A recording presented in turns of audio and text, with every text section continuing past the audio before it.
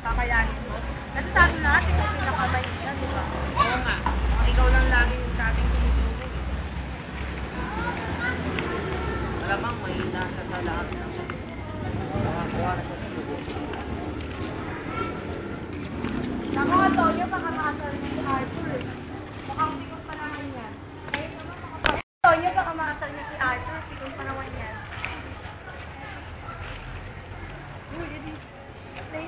Dapat hindi tayo mamusga. Totoo yun. Arthur, wala.